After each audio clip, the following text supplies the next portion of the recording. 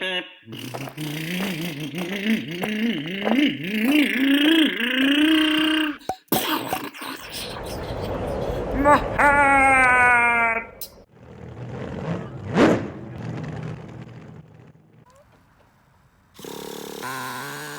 this is my run with my Nitro Slash. Now it is a different body. I cut out the rear.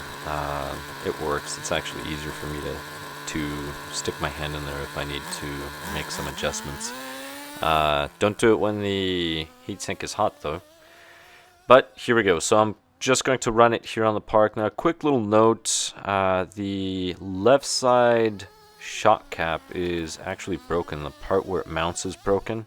I'm going to do a few little runs going right, but at some point I'm going to have to switch and go left because it's just not going to hold it. The only thing that's helping is the sway bar. I do have a front sway bar on this truck, but here we go. So this is a TRX 3.3 engine, which is great. There's a huge difference in runtime just because this vehicle is so much lighter compared to some of the other vehicles. For example, a Revo 3.3 or a T-Maxx 3.3 or even the Slayer Pro 3.3. If you're curious about the runtime and what they look like running on this baseball diamond, do watch my other videos. I'm going to put them in the description below. Now, a quick little note, when you're running vehicles on a diamond like this, the dust is incredibly fine. This was pointed out by one of my subscribers, and I never mentioned it in any of the other videos until now. So make sure that you carry a variety of filters, well, not a variety of filters, but just extra filters. Usually if you remove the top layer and just replace it, you'll be fine, but I recommend that you don't do it. I just like this area because it's the smoothest area versus running it on the grass. Now there, I crashed completely, and part of it has to do with the shock. In general, runtime, you're going to get about 10 minutes, 20 seconds or higher if you're running about full throttle. And I'm saying about full throttle because this thing is way too fast for its own good. So you do have to modulate the throttle on such a small space. Now, yes, a baseball diamond is a very small area for the Nitro Slash. So for a Nitro Slash, you really need a large area to run it, wide open space. If you do not have wide open space, you're going to be running it a lot slower, and don't be surprised if you can get 20 minutes or more runtime with a Nitro Slash in a small area because you're not running at full throttle. Now, a quick little note, it is a beautiful, beautiful day for RC. Temperature outside is probably about 18 degrees Celsius. I don't even think it's 20. It's about 18, which is maybe 66 degrees Fahrenheit, roughly. And the engine, I tuned the engine to run at this current environment. Now, don't mind the camera. I'll explain that. My wife is actually filming, but she had to take care of something real quick. So I'm going to grab the phone in a bit and drive one-handed. But like I was saying, I tuned the engine to run at approximately 260 degrees, wide open throttle, and I did it on purpose because I didn't. I'm running it really low, but it's really difficult to see the fuel level in this particular tank the way the Nitro Slash is set up.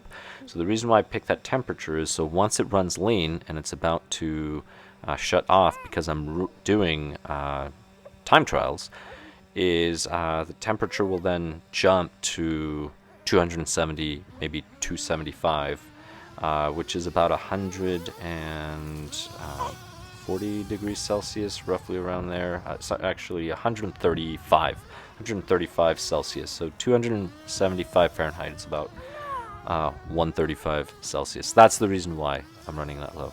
Traxxas does not recommend that you run these vehicles above 270 degrees Fahrenheit, so keep that in mind. That's why I tuned, I'm running it rich. You can't really tell in the camera. In person it looks way cooler, but as you can see, the smoke, you get the red from the dirt, and then there's that white smoke that actually looks blue, so you get this like bluish orange mix in real life. It looks amazing. But it's really fun. So again, runtime is great on this vehicle. The TRX 3.3 is more power than you need for this truck. Now, quick little note. this is where I take over, and now I'm going to be driving one-handed. So from here on forth, it's just one-handed driving. My one-handed driving, believe it or not, is probably just as bad as my two-handed driving with a broken shock. Really, the broken shock just changes the way everything runs. The problem is, during my other test runs, I didn't have anybody to help me film. Now, had I known this would have happened, I would have just filmed one-handed. But oh well, that's what happens. At least half the results here, so we're looking at about 10 minutes, 20 seconds on the low end, and then it goes up from there, say close to 11. It just depends on how long you idle. But again, I'm trying to keep it wide open throttle as much as possible. It's just too fast for its own good. So, talking about this, I've done some videos in the past over, which nitro vehicles I would pick and why.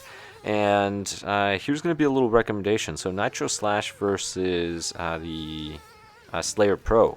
Now, do watch my Slayer Pro video on the Runtime. Slayer Pro, we're looking at about, let's say, just under 6 minutes runtime. So runtime is less. You're looking at almost half the time, say 60% of the time, half the time, as you would get with the Nitro Slash. Now, the Nitro Slash, I'll be honest, it takes more skill to drive the Nitro Slash than it does the Slayer Pro. But once you get used to driving it and how it drives, the two-wheel drive, which is the Nitro Slash, is so fun. So fun. The other thing too is it's much lighter, your run times are longer, but it depends on the terrain. If you have a lot of terrain where you definitely need a lot more traction, the Slayer Pro is going to have the advantage because of the four-wheel drive. Just put heavier diff fluid in the front. That helps a lot on the Slayer Pro, to be honest. But if you have wide open areas similar to this, a lot of grass, baseball diamonds, then go with oh, look at this. So I'm just turning the wheels down and then I'm accelerating. If you can manage to get enough traction, it will turn over. If you don't, then be careful. Now, I was just doing sort of burst because I didn't want my tire to explode, pretty much, or destroy one of the shafts, plastic shafts. But going back to the Slayer Pro, a Slayer Pro is definitely much easier to drive. So there I was just checking the fuel. It seems to be fine, so I'm going to keep running. Usually at this point I would want to refuel, but it's got plenty of fuel. So those are some of the things to consider between the Slayer Pro and the Nitro Slash. Nitro Slash, you are going to have to modulate the throttle a lot more. You're going to have to be more patient. Nitro Slash just flies once you get it up to speed. So don't just, put the hammer down. You need to gradually speed the truck up. Slayer Pro, because it's four-wheel drive, you can be a sloppier driver. You can be a far sloppier driver. The only thing is, the Slayer Pro does flip over a lot. On a surface like this, it flips over a lot. It's more top-heavy.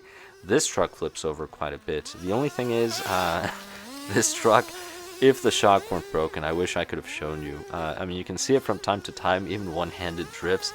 You can drift the two-wheel drive on a baseball diameter on dirt like you wouldn't believe. Again, you're probably going to shorten the life of your engine because of the fine particles by about a third. So that's something else to keep in mind. So you definitely it's not something where you can just go and run, say, 6 tanks, which 6 tanks is not much. I usually run more than that on one outing.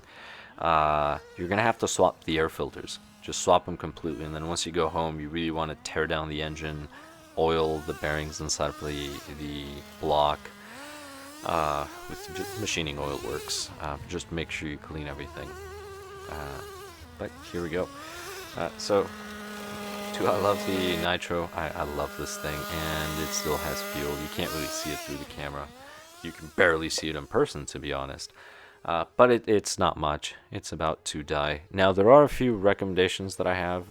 The shocks, don't keep the stock shocks. Now, these are actually the GTRs. I broke the plastic cap on the GTR. That's actually what I broke right now. Again, just where it mounts, but it's the same thing. It's worthless as it is now. But the truck is still running. So now imagine what I would be able to do. Actually, just imagine what I am able to do with this truck when the suspension is fully functional. Sway bar is definitely something you want to get for this truck. There's a few other things. I'll make a video I'll have another video with that as well. So there you go.